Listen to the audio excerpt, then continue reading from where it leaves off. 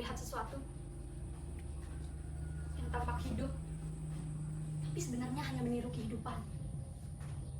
Aku pernah. Aku tidak menemukannya di buku ataupun dari cerita orang lain. Aku menemukannya di tempat yang dulu ku kenal sangat dekat. Katanya, kita hidup di zaman yang paling maju. Zaman di mana segalanya jadi lebih mudah, segalanya lebih cepat dari apa yang pernah kita bayangkan. Sekarang, kita tidak perlu menunggu alam untuk bekerja, karena kita bisa menggantikannya. Semua bisa diatur, semua bisa direncanakan, semua bisa dipastikan. Bahkan yang seharusnya tidak pasti sekalipun. Lucu ya? Akhirnya, kita berhasil membuat sesuatu terlihat tampak hidup, tanpa harus benar-benar memberinya kehidupan. Dan waktu itu, aku pernah mendengar seseorang menjelaskan segalanya.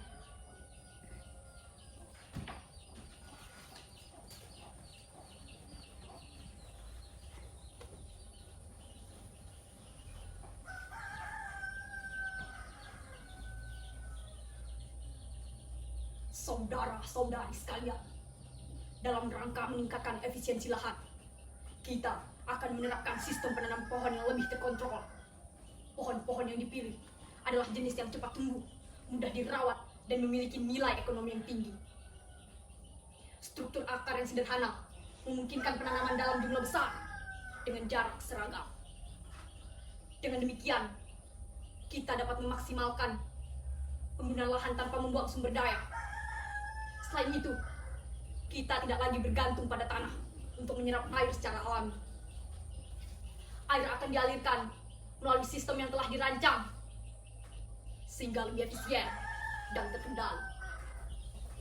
Lingkungan tetap terjaga, hasil tetap maksimal. Ini adalah bentuk kemajuan.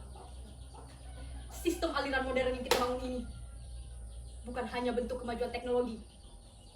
Ini adalah jaminan bahwa sistem ini akan melindungi rumah-rumah di bawah sana dari ketidakpastian alam. Aku mendengarnya, dan untuk sesaat aku hampir percaya, karena semuanya terdengar benar. Terlalu rapi untuk disalahkan, terlalu logis untuk ditolak. Tapi semakin aku melihat, semakin aku bertanya, di antara semua perhitungan itu, di mana tempat untuk kehidupan yang tidak bisa dihitung?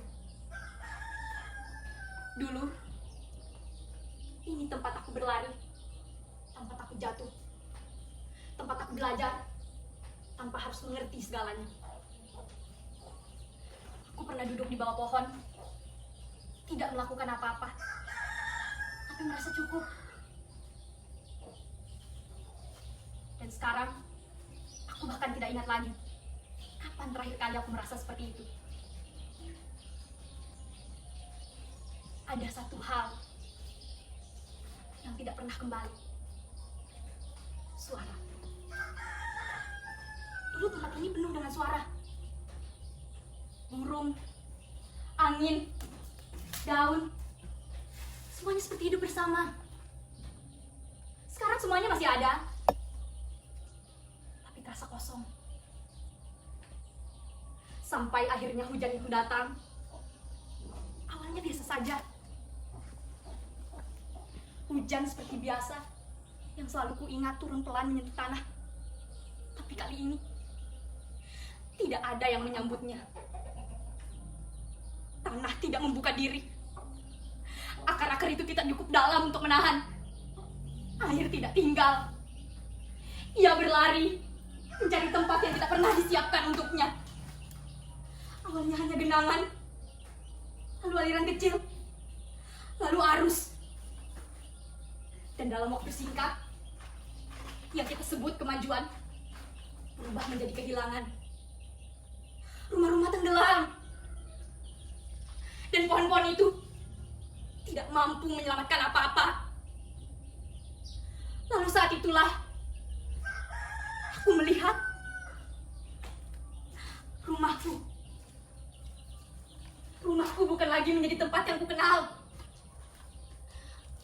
perlahan ia berubah menjadi sesuatu yang perlahan menghilang.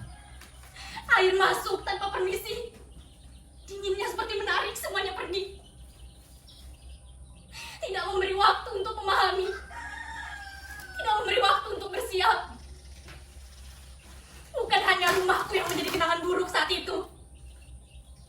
Aku juga menyaksikan orang-orang berlarian membawa apa saja yang bisa mereka selamatkan. Ada yang memeluk anaknya, seolah itulah satu-satunya yang tersisa. Ada yang berdiam diri, tidak tahu harus melakukan apa. Di tengah hal buruk itu, tidak ada yang benar-benar bersiap. Aku mendengar suara. Bukan suara angin ataupun daun, melainkan suara yang tidak ingin aku ingat. Panggilan, teriakan, dan sesuatu yang tiba-tiba berhenti. Aku mencoba untuk berlari, mencari, memanggil, tapi air itu lebih cepat dari semua yang aku miliki. Dan di antara semua itu, aku kehilangan segalanya. Untuk beberapa saat, satu-satunya hal yang kudengar hanyalah suara air berlumpur yang menelan sisa-sisa dinding ruang tamuku. Aku hanya bisa berdiri, bernafas, mencerna bahwa kini ruang itu telah tiada. Orang-orang yang kukenal, beserta bagian dari diriku yang tidak pernah kembali. Dan pohon-pohon itu seolah tidak pernah terjadi apa-apa. Dan setelah semuanya, aku mulai berpikir, apakah ini kesalahan mereka? Atau aku juga terlibat dalam bagian mereka? Aku diam ketika melihat semuanya telah berubah. Aku melihat, tapi tidak pernah benar-benar peduli. Aku juga ikut terbiasa dengan sesuatu yang seharusnya tidak biasa. Ini tanah, bukan sekedar lahan. Ini rumah. Rumah ini tidak hilang karena waktu, melainkan kita berhenti untuk menjaganya. Dengar itu? Itu bukan sekedar bunyi. Itu yang tersisa. Aku marah. Aku benar-benar marah. Tapi semakin aku marah, semakin aku sadar bahwa kemarahan ini tidak cukup untuk mengembalikan segalanya. Aku lelah. Lelah melihat yang tampak hidup dulunya perlahan hanya menjadi bentuk. Dan di titik itu, aku hampir percaya bahwa semuanya telah berakhir. Tapi kemudian, aku mulai bertanya lagi. Jika semuanya selesai, kenapa tanah ini masih menunggu? Kenapa ia masih memberi, meski terus kita ambil? Mungkin yang hilang bukan harapan, tapi kemauan kita untuk menjaga. Kita terlalu sibuk memperbaiki yang besar, sampai lupa bahwa menjaga selalu dimulai dari yang kecil. Menjaga bukan hanya menanam kembali, tapi tidak merusak apa yang masih tersisa. Tentang berhenti sebelum semuanya habis. Tentang peduli meski tidak ada yang melihat. Aku tidak ingin kehilangan dengan cara yang sama. Biar ku mulai dari tanganku sendiri. Masih ada tanah yang belum menyerah. Mungkin harapan tidak datang sekaligus, tapi cukup untuk membuat kita berhenti sejenak.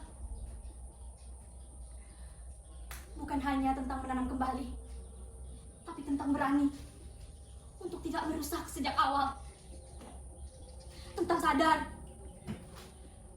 bahwa semua hal kecil yang kita abaikan bisa menjadi hal besar yang bahkan tidak bisa kita kembalikan. Selama masih ada yang mau berhenti sejenak,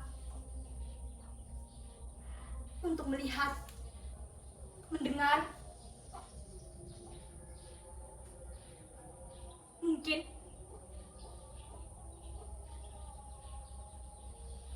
kita bisa mengembalikan segalanya. Mungkin belum semuanya benar-benar hilang.